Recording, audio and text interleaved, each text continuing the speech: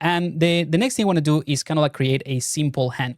So to create the hand, I want to actually show you that you can work with multiple tools, not just subtools. And once we've done that, then I'm going to show you how to save in ZBrush because it is very, very important. If you're happy with what you're doing right now and you will feel a little bit scared that ZBrush is going to crash or whatever, before I show you how to save, just go ahead and click on this quick save. So this is going to create a quick save of whatever you're doing, and you will be able to retrieve it at any point, but I'll show you the proper way in just a bit. So let's go ahead and click on the tools, and I'm going to click on the cylinder again, the cylinder 3D. And again, we just go basically out of that character. This is its own subtool. So this is very cool because you will be able to work on specific things, and then you're going to be able to bring them across the different tools. Don't worry, it's going to make more sense in just a second. The first thing I want to do, just to recap, I'm going to click on Make Polymesh 3D so that we can edit it. I'm going to enable polyframes just so that you can see what I'm doing. I'm going to bring in the gizmo, and I'm going to play around with this. So this is going to be the palm of the hand. Let's make it a bit more like a spherical thing. So I'm actually going to smooth out this. So I'm going to click on Smooth. Again, we've used this before. So I'm going to smooth all of this, and I'm going to use the mirror, and I'm going to push this. So click on the gear icon, accept, and then scale this down, right? So this is the palm of the hand. Super simple stuff. Like I said, there's multiple ways of doing the same thing. All right. And just to recap everything that we've done so far, we can go ahead and duplicate. So we now have two pieces. I'm going to go into solo mode, and I'm going to scale this up. This is going to be a finger. Again, we're not going to do like very complicated stuff. The idea is just to introduce you to the whole process, and then you can optimize by creating better fingers. So just on a side note, don't feel that you have to do this at all. I just want to show you one example of how you can optimize the process.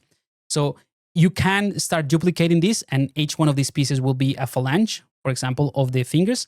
Or you can use a technique which is Control, Click, and Drag to duplicate within the same subtool, and that allows you to create that very easily. Don't worry, try not to get overwhelmed with this because it could be very easily something that gets you overwhelmed. So stick with the system, and then you can optimize later on. I'm going to keep saying that because it is an important thing. Let's get out of the solo mode, and let's position this guy maybe around here. So this is going to be one of the main fingers. I'm going to do 3 fingers. All right, let's go ahead and duplicate again. And from the top, we're going to move this around. Maybe this is going to be the pinky. I'm going to do the right hand.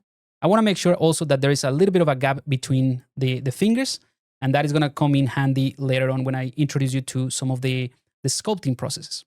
All right, so let's go ahead and duplicate again, and I'm going to move this around, and this is going to be the index finger, kind of. And finally, let's go ahead and duplicate one more time, and I'm going to move this around. I'm going to make it more like a thumb, added a little bit of thickness, and rotate things around like so.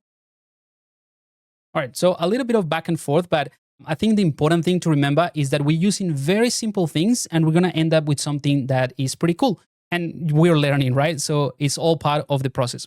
So we have 5 objects to create the hand. You can do 4 fingers if you want, but just going to keep it simple, like I said. And now that we have these bits, we can go ahead and merge them all down. So I'm going to go to the top one and click on merge down, click OK, merge down, click OK, and so on and so forth, right? So you can do that. Or we can do a tiny optimization of the system now that we know that what the merge is and how to duplicate things, and we can click on merge visible. So if I click on merge visible, ZBrush is going to take anything that is here in my tool, and it's going to merge it together, and it's going to create a new tool. So this is super handy because now I can keep my working file with all my separate fingers, let's say, in a single tool. But then I also have my combined set of fingers and hand in its own tool. Right? So now we have a tool that has the hand, and I have a tool that has the body and the arms. I have a tool where I can, edit my hand, let's say, do a different pose with the finger like so, and then I can, merge everything together, and then I will have another one, and so on, right? So I'm gonna go to this one because this is like the hand that I wanna add to my character, and I'm gonna show you a couple more things that you can do. So we can go to the character. Right? So this is our tool with our character. We can go to append, and we can find the arm, or like the other tool that we have, right? So imagine like with the analogy of the toolbox, the character is the hammer, right? I'm gonna keep saying that.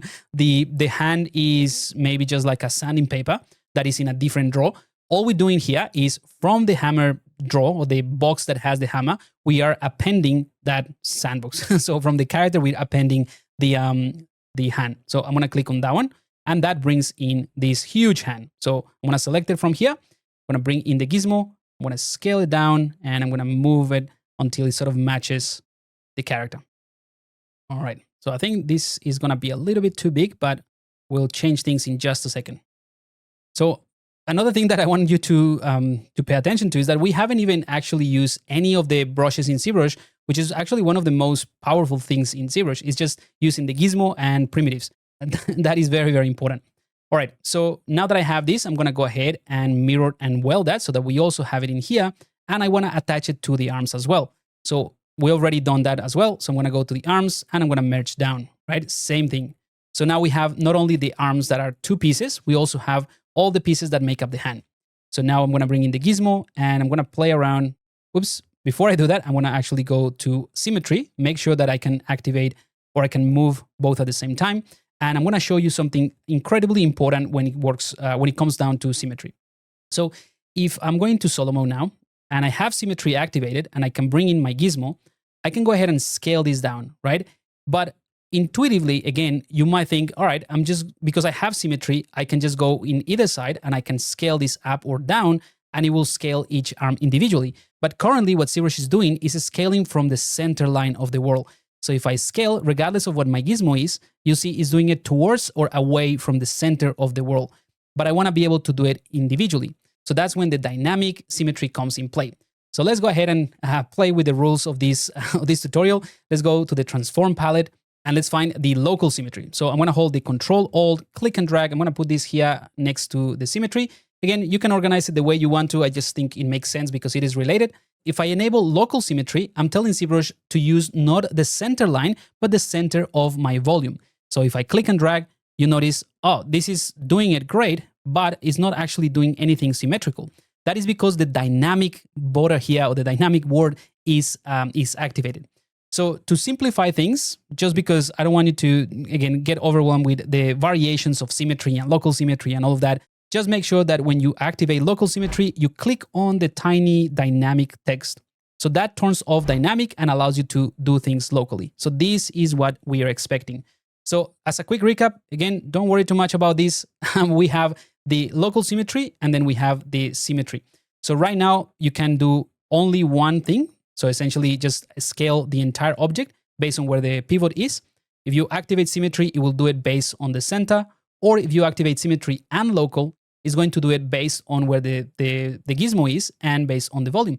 It's going to be a local symmetry. So this is the one that I want. Now, the other thing that I mentioned early in this video is this lock. So if I click on this lock, I can change and move this pivot whenever I want to.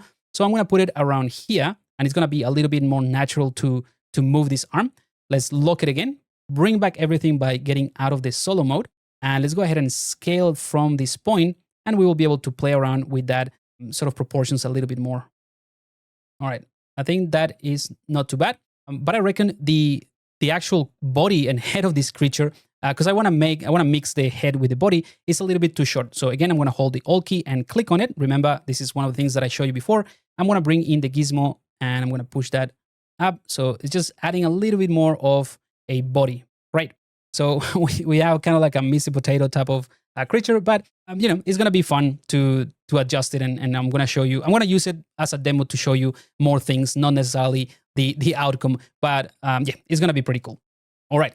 So to wrap up this long introduction to the first kind of like pillars of ZBrush, I'm going to show you a couple more methods that will allow you to create your base meshes or edit your base meshes so that you have a good starting point before we get into the sculpting workflows. So let's go ahead and finish the blockout of this character with a few more things. So I'm going to click on Append and I'm going to bring in a sphere 3D. This is going to be one of my eyes. So let's go ahead and select that, enable polyframe so that you guys can see what I'm doing. And I'm going to bring in the gizmo, scale that down, move it around. And I'm going to make some pretty oversized eyes. So this is going to be, one of the eyes is going to be there, maybe lower than that. And this is another kind of like cool design trick, is that depending on where you place the eyes is going to change how you perceive or how you read this character. So I'm going to embed them a little bit more. There we go. So again, I'm going to make sure that I have it on the other side. But before I mirror and weld it, I'm going to show you something really cool. I'm going to go into solo mode. And you don't have to do this. This is just so that you understand what is going to happen. I'm just going to do a quick deformation there just with the whatever tool I have selected. I think this is the standard brush. All right, so if I get out of solo mode, if I want to take this to the other side, I'm going to go ahead and click on mirror and well. But it's not doing it on the other side. It's just taking whatever I have in this area and it's just mirroring it to this side of the actual subtool. That is because the local symmetry is still enabled. And this is one of the perks in ZBrush, that the activate symmetry is on a per subtool basis. So whenever you choose a different tool or a different object, you have to either activate or deactivate symmetry. But the local symmetry is kind of like a global thing. So I can choose anything and the local symmetry will always be on, right? So just be aware of that. So that if this happens, that is because you have local symmetry, telling ZBrush that you want to mirror and well that action that I just used from the left-hand side of the local space to the other side, right? If this is getting a little bit confusing, don't worry. Just make sure that when you want to mirror and well to the other side, that you don't have local symmetry. So let's undo this, Control Z, turn this local symmetry off and mirror and well. And now we have our eyes. Great. So I can bring in the gizmo now. I can bring in my symmetry and then activate local again so that I can do this in both sides. So if we do tiny little eyes, it's not going to be as kind of like crazy in terms of the design. So I'm just going to keep things like this and scale this up a little bit more. So those are the eyes for my character. And let's go ahead and do a couple more things for the pupils. So I'm going to duplicate the eyes and I'm going to move them forward and I'm going to scale them down from the center, so proportionally. And also I'm going to press them in the Z axis. So it's essentially just squishing them into so kind of like pancakes and then push this back. All right, so those are the pupils and I think that works. Let's turn off this polyframe. So we have the pupils and we have the eyes. Don't worry, we're gonna adjust things a little bit more. All right, let's move a little bit faster now that you know how the process goes. Let's go with a cylinder 3D again, and I'm gonna enable polyframe, hold the Alt key to access this or to select this. And let's go ahead and bring in the gizmo. I'm gonna move a little bit faster now that you know what I'm doing. So taper, and I'm gonna push this down to taper that, kind of creating this sort of bell shape. And I'm also gonna do the same thing from the bottom. So I'm gonna taper that like so. So it creates this sort of like diamond shape. And we can play with the profile slightly, but I think this is fine. So let's click on the gear icon, accept. And also we're going to smooth everything. So we've been using the smooth here, but I'm gonna use the smooth all. And that allows me to smooth everything at once. So I'm just gonna do it a tiny bit, right? Click accept. And then with the gizmo, I'm gonna push this a little bit. This is gonna be one of the ears, kind of like a bovine or like a cow type of creature. And I just wanna do that because I wanna show you something else. You can click on the gear icon, you can click on the bend arc, and you can click on the green ones to bend this based on an arc. So if I push it all the way down, it's gonna go through and create this sort of like a moon shape. So I just wanna do a tiny bit from this angle. And then from the top, I'm gonna do the same thing with the green one. Click and drag. So it just kind of like rotates it like so. And click on the gear icon, accept, and then we can just play with this. So you see, it's just a very simple way to achieve this type of shapes before we get into any type of sculpting, detailing, and any of that good stuff, right? It is important to get this right so that you can, manipulate these basics and block out your characters very easily. And then you can just take it a next step further once you know how to do all of this. Let's get out of the solo. Let's bring in the gizmo, move it out of the way. And again, depending on the size that you choose for these ears, it's going to be, it's going to change how you read this character. I'm also going to go into solo mode again, and I'm going to hold the Alt key. This is a tiny little optimization already, but the system or the steps that I showed you in the system was to unlock this one and move this away like so you can place it wherever you want. So the optimization means that I can press the Alt key, and that is going to automatically unlock this. So pressing the Alt key, you can just move this, so you don't have to click every time this. So I'm gonna move this like so, get out of solo mode, and let's rotate things around from the top. I don't want this to intersect here with the arm. Maybe something bigger. All right, I think something like this is cool. Let's go ahead and do the same thing. Make sure the local symmetry is not enabled, mirror and well, so we have it on the other side. So we're getting there, but the last thing I want to show you in this first part is that we have other methods to create more complex geometry, that you don't need to rely on just these simple primitives. You can create something a lot more complex, right?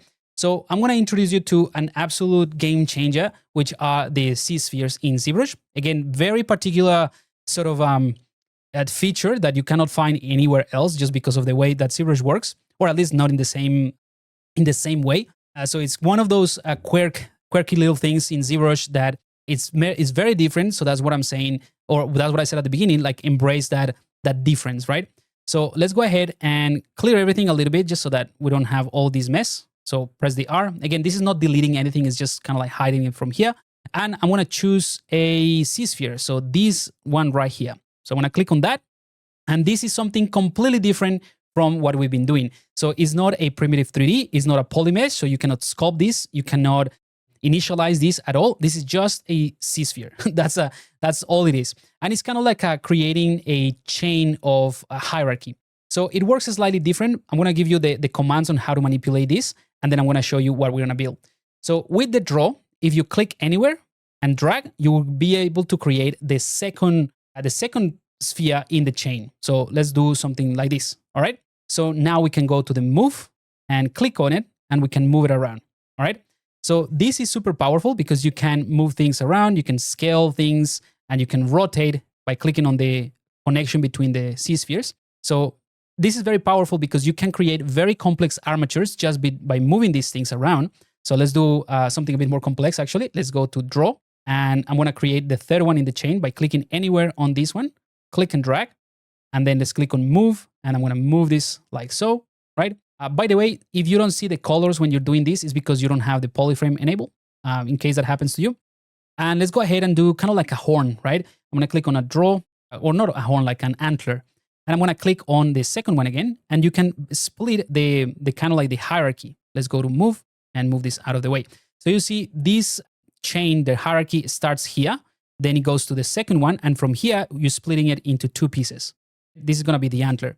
Now, this is, again, super powerful because we have the ability to convert this into a mesh. So very briefly, we're going to go back to this in just a second, but you can scroll all the way down to where it says adaptive skin. So this section right here, it will allow you to create a skin or like a mesh that adapts to the shape of the ZSphere.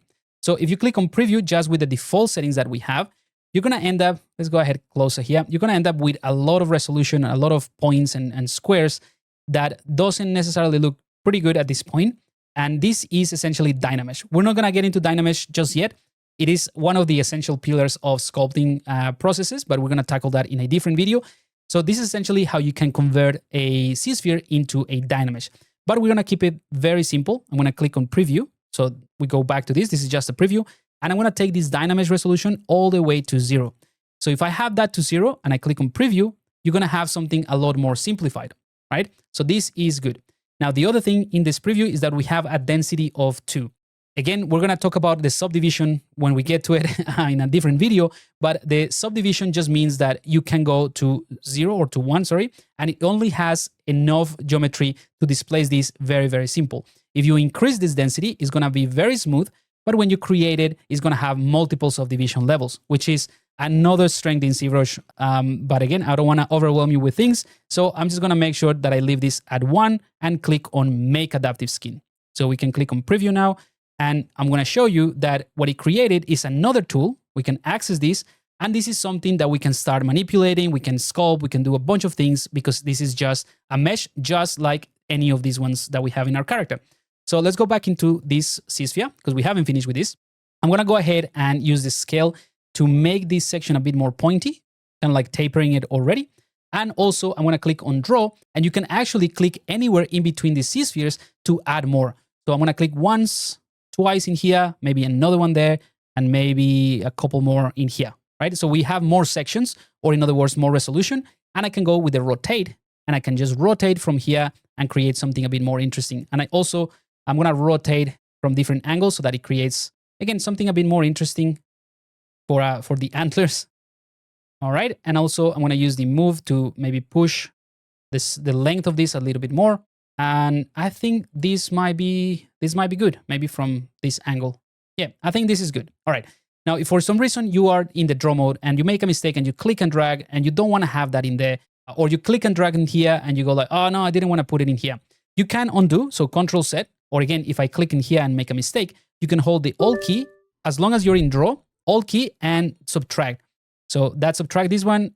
I'm going to also subtract this one right here, and that's it, right? Very simple stuff, but very, very, very powerful. All right, so now that I covered kind of like the basics of these ZSpheres, there's a bunch more things that you can do with these, but we're gonna keep it simple. We're gonna go to the adaptive skin, make sure that Dynamesh is set to 0, density to 1, and click on make adaptive skin. So now we have this one in here. All right, so let's go back to our character. So the tool with all of these pieces, and we're gonna click on append, and we're gonna find the one that we created after. So this one right here, or this one right here. The quick pick is just to give you a summary of the recent ones, because you might end up with heaps of these. As you can see, it's very, very easy. So I'm gonna click on this one, and there you go. This is the one. So Alt and left click to select it. Let's go to the move in here. Let's go into solo so we can, yeah, I think this is in the right place. So let's get out of solo, and I'm gonna scale this, and I'm gonna put it in this side. All right. So this is gonna be the antler of this guy. And, you know, have fun with this. It doesn't have to be exactly the same character that I'm doing. I just think this will be an interesting one. All right, so there we go. So we now have the antler. And you might be thinking, hang on, we've been working kind of like with the left-hand side and always mirroring to the right-hand side. Why do we put this on the right-hand side? That is an excellent observation. And the idea is that I want to show you two things. One is that if you click on mirror and well, ZBrush is intelligent enough to know that there is something on one side and you will mirror it to the other side, right? But the other thing that I want to show you is that you can mirror things from one side to the other without the need to actually weld them together. So that command is from the deformation palette here. I'm going to open deformation here, and it is this mirror. So I use it all the time as well. So I click, you see it just mirrors from one side to the other. So I'm going to hold the Alt key, Control key, and the left, and I'm going to put this on top of the mirror. And you see that there is no real space in here. You can actually create more space. So let me just show you how it's done. You just need to find a button that has that is larger than this. So the simplest thing will be to go to the color palette here, and I'm gonna drop this entire huge pika. So Control Alt, this whole thing, I'm gonna put it in here. So you see how it just opens up a bunch of space. You can, this is just an extra tip. It doesn't, you know, you don't need to know this to continue, but that allows me to take this mirror and maybe put it right below this one, right? Or maybe I'll move it. Let me arrange this actually a bit better. So Control Alt, click and drag to rearrange this here. Whoops, let's move this out of the way. All right. And then once you have this done, then you can take this, any tool or any button that you use that is big, and then you can just drag and drop it out. All right. So now we have these three. Cool. So now I can do mirror, or I can do mirror and well, which is what I want to do. But I also wanted to show you the mirror stuff. All right. And the absolute last thing that I want to show you in this introduction for the first kind of like pillars of ZBrush, of learning ZBrush, is the Booleans. So the Boolean is something that is slightly more advanced, but I think it's a very reasonable feature to introduce you earlier on, just because it allows you to block things out really quickly. And then you can use something like Dynamesh or Subdivision and other features and other processes that I'm going to show you later on. So I'm going to go ahead and show you how that works. I'm going to open up the subtool palette. There are multiple ways of doing the same thing. Just remember that initial kind of like secret that I show you, that I mentioned at the beginning of the video. But I'm going to show you something that I think is the easiest one because it allows you to maintain the originals and it doesn't mess with anything. So I'm going to go ahead and take this body, right? And I'm going to create a folder for it. So in the subtool palette, I'm going to click on new folder, and I'm going to call this one body. Okay. And then I'm going to append a sphere. So let's click on append, and I'm going to use a sphere. It could be anything, doesn't have to be a sphere, but this will illustrate the point. Let's select that sphere by holding the Alt and selecting that. And I'm going to change the shape a little bit. So this is going to be a mesh that I'm going to use to change the shape of the mouth of this character, or create the mouth really. So I can go ahead and push this in and actually use the Booleans to subtract this shape from the body. So what I need to do is I need to move this shape, or the mouth, right? And I need to move it inside of the folder. So I'm going to put it right below. So just click and drag to put it right below. If you want to make sure that this is part of this folder, just pay attention to these lines in here. So these lines here tell me that these two subtools are within this folder. So I can collapse the folder and you see they're still there. Okay.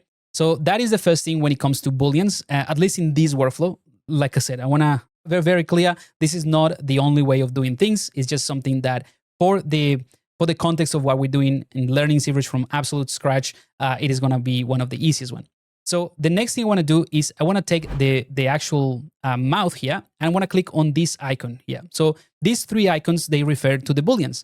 So that's why I wanted to show you that, because it is very prominent when you're working with ZBrush and when you're using subtools. So the first one is the default, that is just adding, meaning that it's just going to add. If you were to boolean this folder, is going to add this to the body. If you leave the second one on, it's going to subtract this from the body. So this one that I have selected as the subtraction is going to subtract from anything in here. And this one is going to intersect. So it's going to find that section here with the body and with the mouth, and it's going to only leave that section. But the one that I'm interested in is this one. Now, the really powerful thing in ZBrush is that the Booleans are live Booleans. So meaning you can visualize what you're going to do before you do any Boolean operation. So let's go to the render palette and let's open up these render Booleans here. That's all we need. I'm going to hold the Control, the Alt key, and click on live Boolean, and I'm going to drop it in there. Let's actually put it here on the side. All right, cool. So the live Booleans is going to be in here. If I click on it, you'll see straight away, we have this weird sort of mesh.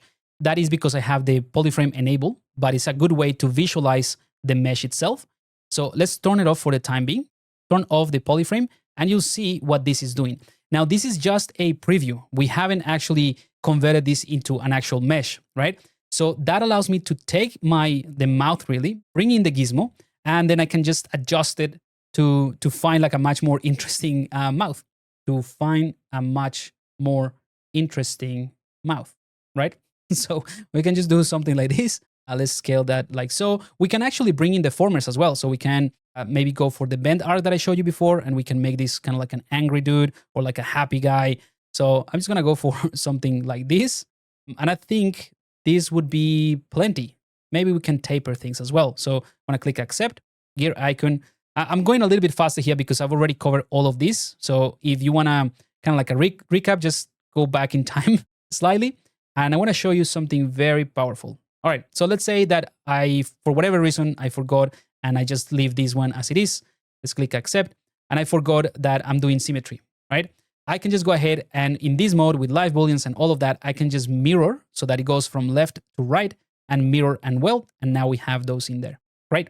Now let's go ahead and convert this into actual mesh, because right now this is just, if I toggle this off, if I select the body and toggle off the mouth, then nothing happens, right? The thing is still in there.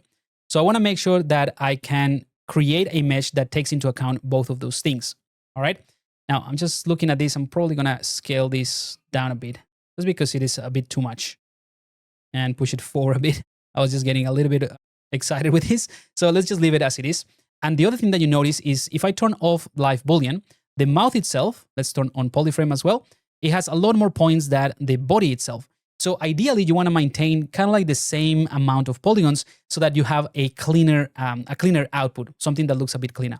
So what I want to do is introduce you very briefly to one of the most amazing things that ZBrush has, which is the subdivision level. We're going to talk about subdivision level later on when we do the Series Measure and the Dynamesh and all of that. But very briefly, all it means is that we can go to the subtool with that selected, with the body selected. We can go down to the geometry. Remember, we briefly mentioned the geometry subpalette. So I'm going to press the Shift key to open this up. And then we have this divide. So if I click on divide, now this is a lot smoother. Let's actually turn off polyframe so you can see. And I can subdivide again, right? And as soon as I start the subdivision, things get a lot smoother, but then you have these subdivision levels. So again, we're going to talk about this a little bit later. But for now, all I wanted you to do is subdivide a few times until you have something similar to the polygon count that you have in your mesh, whatever mesh you use to create the mouth, and then click on delete lower. So if I click delete lower, then I won't be able to go back and forth between what I had before, that sort of low res mesh, and this one. I kind of like baked in those subdivisions, but it's going to be more consistent. All right. So what that means is I can go ahead now. Let's turn off the polyframe and turn on live Boolean. And I'm going to collapse this folder and I'm going to Boolean it together. All right. So I know that all of this sound more like an advanced feature, but believe me, once you do it a couple of times, it's very easy. Just follow the steps and it will help you a lot to create very intricate blockouts before you get to even add a single stroke of sculpting or details. So let's go to the gear icon here, and then you have a bunch of options for this folder. So I'm going to go to Boolean folder and just use that, nothing else. And ZBrush is going to create another subtool with the live Booleans. So I'm going to select that, and automatically it toggles off the folder. So you can keep it there in case you want to do it again. So one of the reasons that you want to keep these originals in here, like the folder with the two, is because you might decide, you know what, this thing that I created, this is what it created it, the mouth is a little bit too low. So what I need to do is delete this one. So with this one selected, I'm going to click delete and I'm going to click OK. So it just deletes that body. Let's bring in the folder again. And I'm going to take the mouth and I'm going to move it up just a bit. I think something like that might be better. And also slightly less open, something like this. And also I'm going to take my eyes just because it's going to be easier. And I'm going to move the eyes first. I'm going to move them up and the pupils as well. All right, just a slight change so that I have more of a belly here. And we can also take the legs and move them up. All right, so just a slight change in the proportions, nothing major.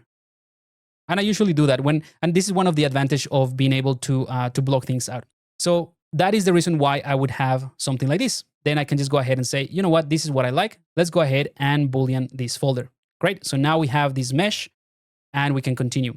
Now, to bring everything to kind of like the same level as the rest of the things that we've been blocking out, I'm going to take the antlers of this dude, and it'll show you that even though this has a few, geometry points or a few polygons, it is very, very sharp in terms of how it looks. So I'm going to introduce you to a fantastic way of dealing with meshes in a generic form. So obviously you have the brushes that allow you to smooth things out, and we're going to get to that later on, but there's one thing that you can use, which is within the deformation palette. So let's open up this deformation palette here. This is where the mirror is that we got from here. But you have all of these things that are just sliders that allow you to change things. So for instance, the polish, if I push this like so, is going to be polishing the surface and you see how much it changes. Let's actually toggle off the live boolean now.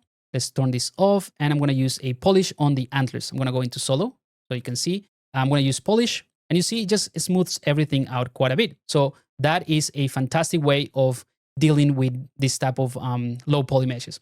So because I use this all the time, I'm going to hold Control Alt and drag it in here. So at any point, I can just do this and polish that surface. Maybe not that much. All right, something like that. The other thing is that you can go ahead and subdivide it. So we go back to the geometry just to reiterate the process we did for the body and divide this. And I think I'm going to leave it as it is and delete lower. Great. So now everything is roughly at the same level, right? And to wrap it up, I'm going to show you one more thing. And this is going to be kind of like your homework if you're following along. And you can just go ahead and do the same thing, which are going to be adding the teeth for this character. So I'm going to open up the subtool so that we can see what we're doing. And I'm going to click on Append. I'm going to use anything. And this is kind of like what I wanted to show you. I'm going to click on Helix. So this doesn't look anything. So I'm going to select that and go into Polyframe and also Solo Mode. This doesn't look like anything like the teeth. And because we append this primitive into a working tool, this doesn't have any initialized settings, right? If I go down to the bottom, these initialized settings are nothing to do with this helix, right? But it does allow you to change this helix or this object to anything you want. So I'm going to show you two things that you can do. The first one is you can click on this Q cube. And once you do that, it's going to create a quick cube, something super, super simple that you can use.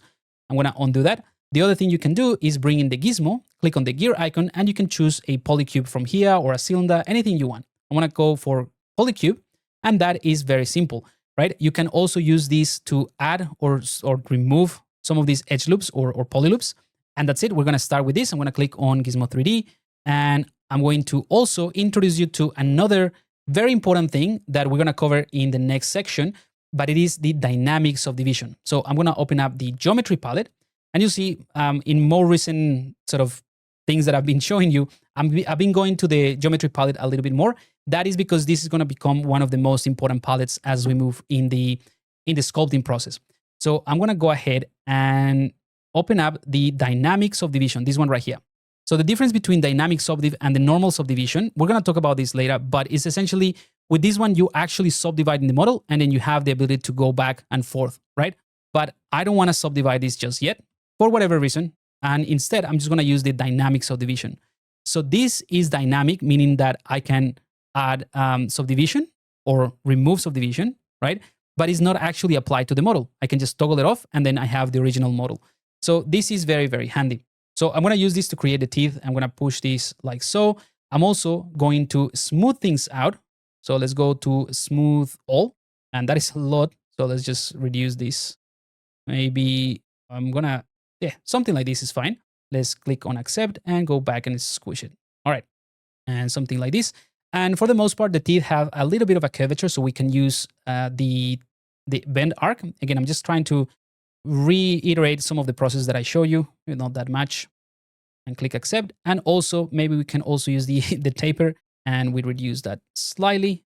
So this could be, a process that you can use for a nail maybe, or, teeth in this case. But that is the process.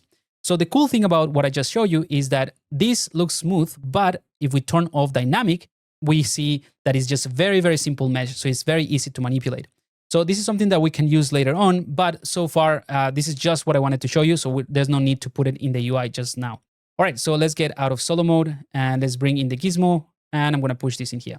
So this will be your homework if you wanna follow along. So just go ahead and start placing your details or your teeth inside the mouth. Just give them a bit of a rotation like so, and try to focus on the left-hand side, right? So I'm gonna go ahead and speed up this video here so that I can show you how I did it. So let's go ahead and push this back a bit, and I'm gonna go into a time lapse.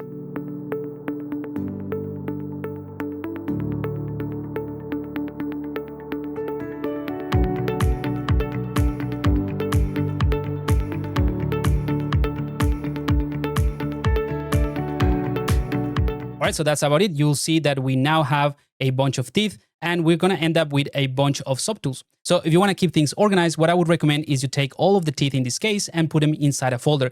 Personally, that's what I would do, but I can also merge them all together. So I'm gonna click on the first tooth that I created, and I'm gonna go to the merge down. And this is something that I use all the time as well.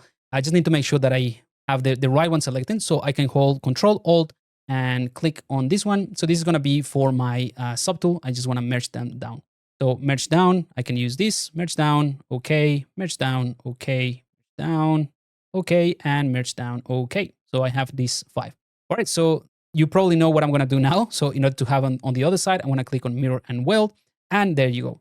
Now, I wanna show you something else that in case this happens. So if I, for some reason, place these teeth here, and I think, yeah, they're kind of like in the middle of the world, or like on one side.